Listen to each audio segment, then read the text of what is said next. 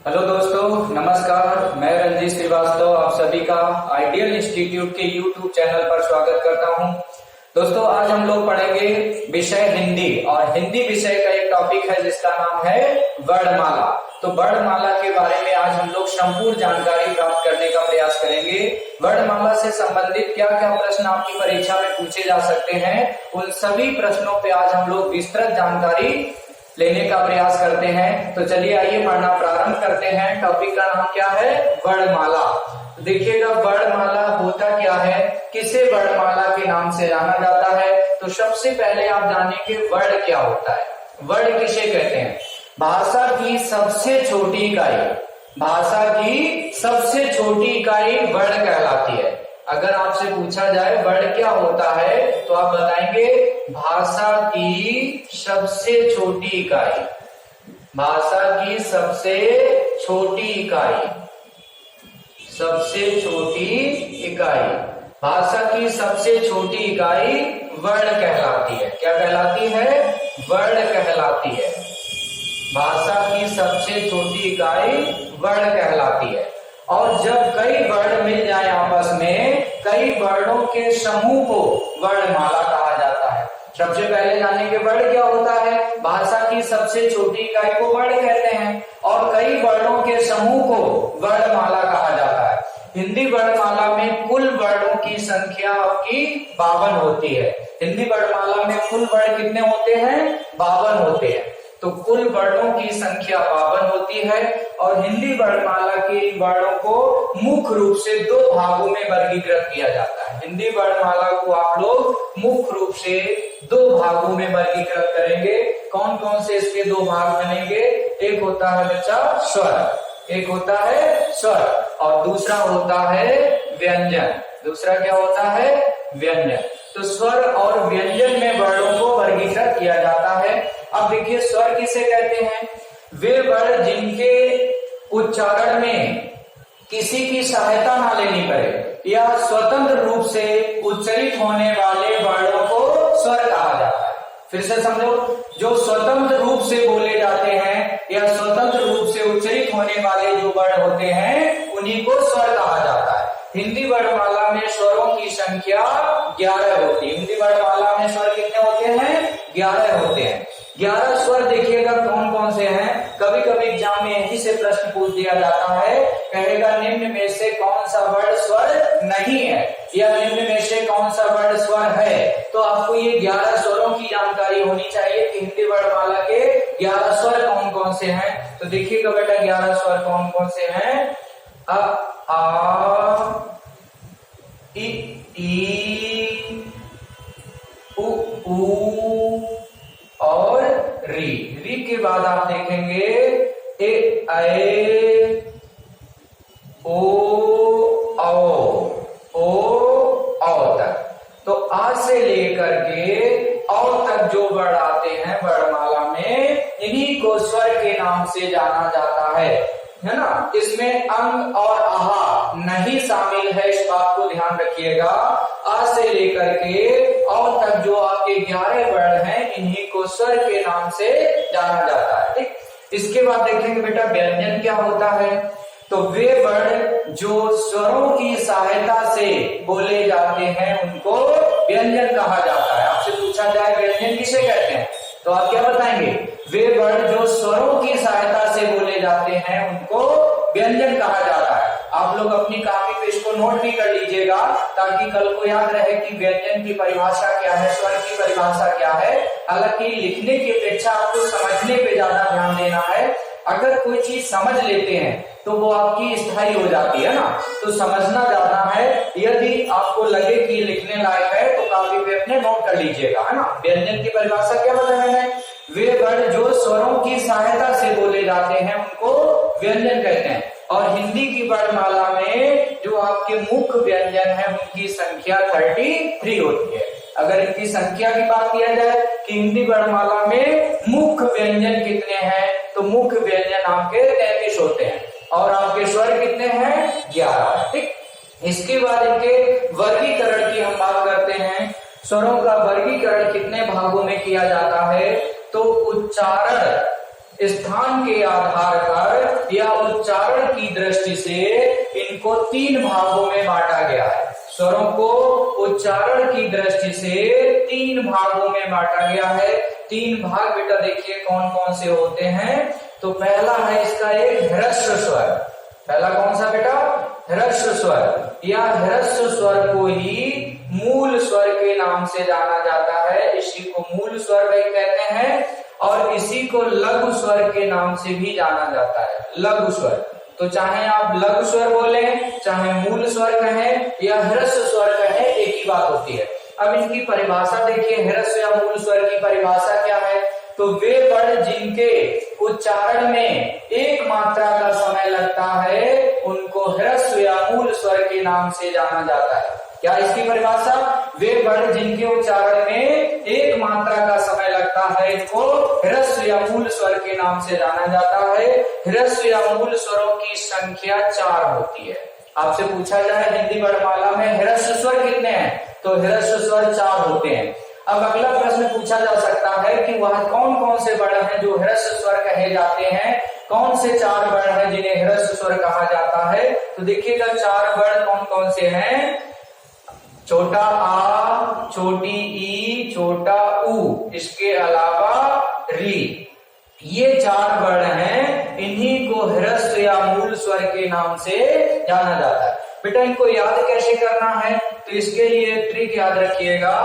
उस ट्रिक को याद कर लेंगे तो जीवन में कभी भी आप मूल स्वर नहीं भूलेंगे। वो ट्रिक क्या है? एक अंग्रेजी का शब्द है जिसका नाम है अयूर। इस अयूर शब्द को बोलेंगे तो अयूर शब्द में 4 मूल स्वर निकल के आ जाएंगे। आ यू रे, कैसे? आ ई ऊ री, अयूर है ना। तो इसको कोरिलेट कर लीजिएगा आपस में। यदि अयूर शब्द बोलेंगे तो अयूर शब्द में 4 मूल स्वर निकल के आगे आ जाएंगे। तो ये 4 वर्ण हैं, इनको मूल स्वर के नाम से जाना जाता है। उम्मीद करते हैं ये 4 वर्ण आपको क्लियर हो गए होंगे। छोटा आ, छोटा ई, छोटा ऊ और री, है ना। ये 4 वर्ण हैं, इनको मूल स्वर के नाम से जाना जाता है। चलिए आइए अब समझते हैं दीर्घ स्वर। देखिए बेटा दीर्घ स्वर क्या है। हिंदी वर्णमाला में दीर्घ स्वर किसे कहते हैं? तो वे वर्ण जिनके उच्चारण में 2 मात्रा का समय लगता है, या ये कह सकते हैं वे वर्ण जो मूल स्वर की अपेक्षा 2 समय लेते हैं, जिनके उच्चारण में मूल की अपेक्षा 2 समय लगे, उनको दीर्घ स्वर के नाम से जाना जाता है। जिनमें 2 मात्रा का समय लगता है। फिर से एक बार समझ लो, वे वर्ण जिनके उच्चारण में 2 मात्रा का समय लगता है उनको दीर्घ स्वर के नाम से जाना जाता है। और हिंदी में आपके दीर्घ स्वरों की जो संख्या है वो 7 होती है। जैसे यहाँ पे बताया मैंने मूल स्वर कितने हैं? 4। उसी प्रकार से आपसे कहा जाए कि हिंदी वर्णमाला में दीर्घ स्वरों की संख्या कितनी है, तो हिंदी वर्णमाला में दीर्घ स्वरों की संख्या 7 होती है। अब आपसे अगला प्रश्न पूछा जा सकता है, वह कौन कौन से वर्ण हैं जिन्हें दीर्घ स्वर के नाम से जाना जा सकता है। तो पहले हम 7 वर्ण देखेंगे। वो 7 वर्ण कौन से हैं जो दीर्घ स्वर की श्रेणी में आते हैं। यहीं से आपसे प्रश्न पूछा जा सकता है कि निम्न में कौन सा वर्ण दीर्घ स्वर है या दीर्घ स्वर नहीं है। ठीक है, तो 7 वर्ण देख लीजिएगा कौन कौन से होते हैं। तो देखिए बेटा, बड़ा आ, बड़ी ई, बड़ा ऊ, ठीक है, 3 ये याद करेंगे। इसके अलावा ए ओ औ, ये 4 वर्ण हो ना। तो टोटल मिलकर के ये 7 वर्ण हो गए। इन 7 वर्णों को ही दीर्घ स्वर के नाम से जाना जाता है। कौन कौन से हो गए? बड़ा आ, बड़ी ई, बड़ा ऊ, ए ओ औ। ये 7 वर्ण आपके दीर्घ स्वर की श्रेणी में आते हैं। उम्मीद करते हैं 7 वर्ण आपको बहुत अच्छे से क्लियर हो गए होंगे। यदि आपको ये क्लियर हो गए तो कमेंट करके हमको रिप्लाई जरूर करिएगा कि आपको ह्रस्व और दीर्घ स्वर अच्छे से क्लियर हो चुके हैं। इसके बाद तीसरा इसका जो टाइप होता है उसे कहा जाता है प्लुत स्वर। तीसरा टाइप क्या बेटा इसका? प्लुत स्वर। अब देखिए प्लुत स्वर क्या होता है।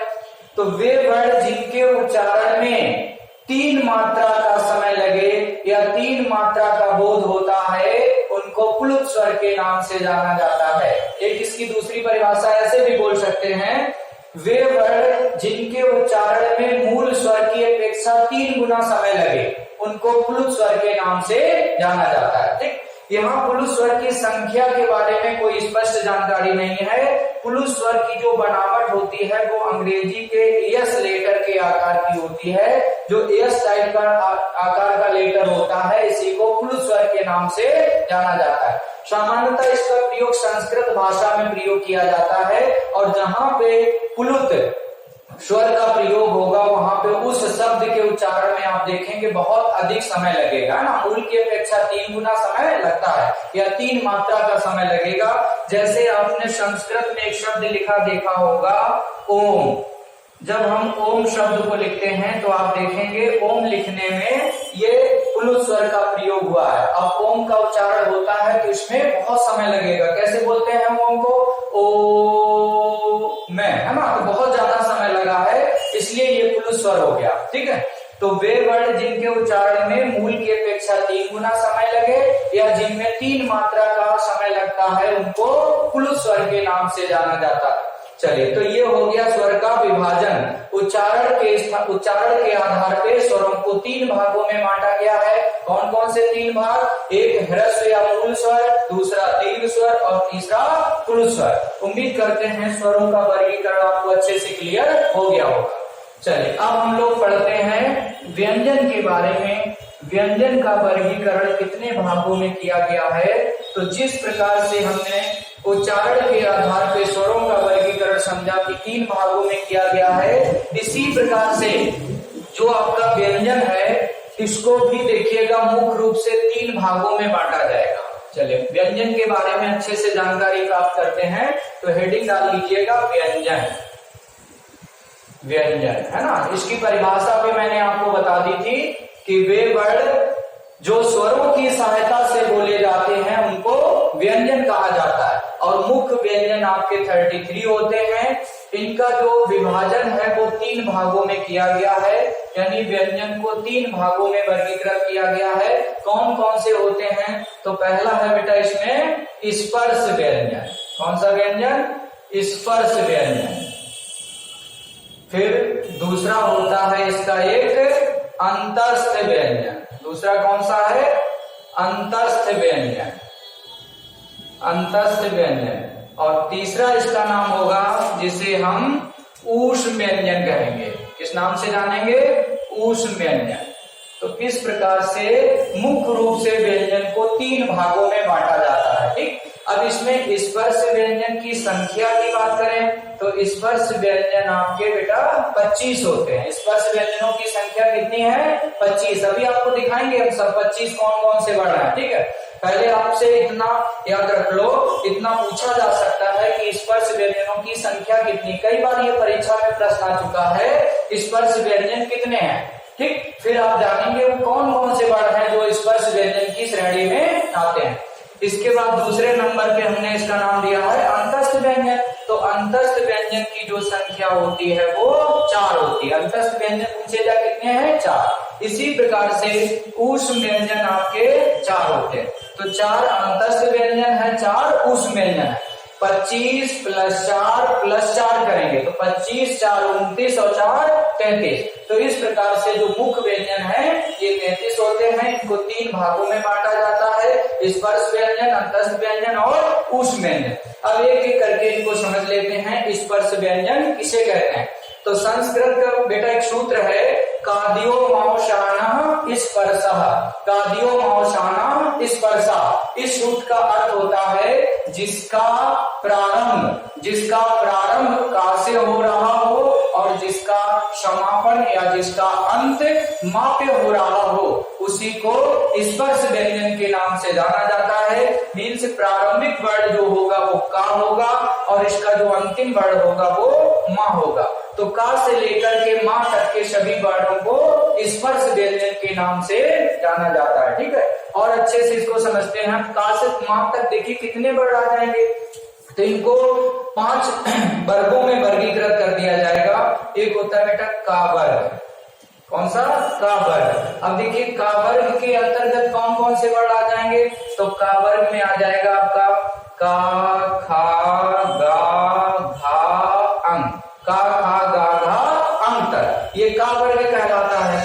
इसके बाद आता है चा वर्ग। दूसरा वर्ग कौन सा है? चा वर्ग। अब चा वर्ग में 5 वर्ण आपको देखने को मिलेंगे। कौन कौन से? चा, छा, जा, झा, या। चा, छा, जा, झा, या। तीसरा जो वर्ग होता है इसे टा वर्ग कहा जाता है। तीसरे वर्ग का नाम क्या है? टा वर्ग। अब टा वर्ग में देखो कौन कौन से वर्ण आते हैं? तो टा, ठा, डा, ढा, अड़ा।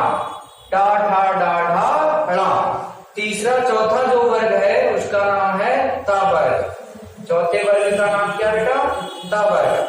तो इसमें कौन कौन से वर्ण है देखो? ता, था, दा, धा, ना। ता, था, दा, धा, ना। 5वां वर्ग है, इसका नाम है पा वर्ग। 5वें वर्ग का नाम बच्चा क्या है? पा वर्ग। अब पा वर्ग में देखो कौन कौन से वर्ण आ जाते हैं? तो इसमें मिलेगा पा, फा, बा, भा, मा। पा, फा, बा, भा, मा। यही मैंने आपको बताया था कादियो मावशाना स्पर्शा, अर्थात जिसका प्रारंभिक वर्ण का हो और जिसका अंतिम वर्ण मा हो, इनको स्पर्श व्यंजन के नाम से जाना जाता है। तो का से लेकर के मा तक के वर्णों को स्पर्श व्यंजन के नाम से जाना जाएगा। यहाँ पे ये 5 वर्ग होते हैं। इन 5 वर्गों को याद कैसे करना है बेटा? तो एक शब्द याद रखो, कचट तप। कौन सा शब्द याद रखना है? कचट तप। कचट तप। इस कचट तप शब्द को याद रखने से आपको 5 वर्ग क्रम से याद रहेंगे, क्योंकि इनको क्रम से याद करना पड़ता है ना? का वर्ग, चा वर्ग, टा वर्ग, ता वर्ग, पा वर्ग। हर वर्ग में आपके 5 वर्ण होते हैं। तो देखिए हर वर्ग में कितने वर्ण दिख रहे हैं? 5 वर्ण दिख रहे हैं। और वर्ग कितने हैं? 5। तो 5 में 5 का मल्टीप्लाई करते हो। 5 में 5 का मल्टीप्लाई करेंगे कितना आ जाएगा? 25। तो इस प्रकार से स्पर्श व्यंजनों की संख्या कितनी है? 25। अब इधर से भी 5 है, इधर से भी 5 है, तो यहाँ पे एक वर्ग जैसा बनता दिखा, क्योंकि वर्ग की विशेषता होती है जिसकी सभी भुजाएं बराबर हो उसे वर्ग कहा जाता है। इसलिए बेटा इस स्पर्श व्यंजन का एक दूसरा नाम है, उपनाम है वर्ग व्यंजन। इसी को वर्ग व्यंजन के नाम से भी जाना जाता है।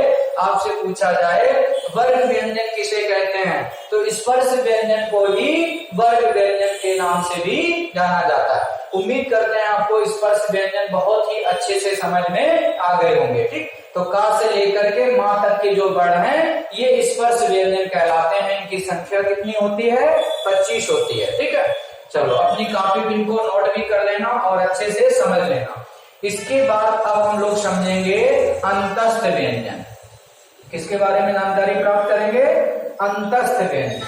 तो देखिएगा अंतस्थ व्यंजन कितने हैं आपके? तो अंतस्थ व्यंजन की संख्या कितनी होती है? 4। ठीक, 4 वर्ण कौन कौन से हैं जो अंतस्थ व्यंजन की श्रेणी में आते हैं? तो इसमें बेटा 4 वर्ण आपको याद रखने हैं। या, रा, ला, वा। यारा, लावा। क्या लावा? यारा, लावा।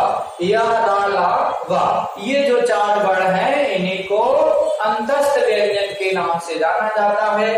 हिंदी वर्णमाला में इन अंतस्थ व्यंजन का जो सही क्रम है वो इसी प्रकार से है, या, रा, ला, वा। लेकिन संस्कृत भाषा में इनका जो अंतस्थ व्यंजन का जो क्रम है वो कुछ अलग होता है ना। संस्कृत में इनका सही क्रम क्या है?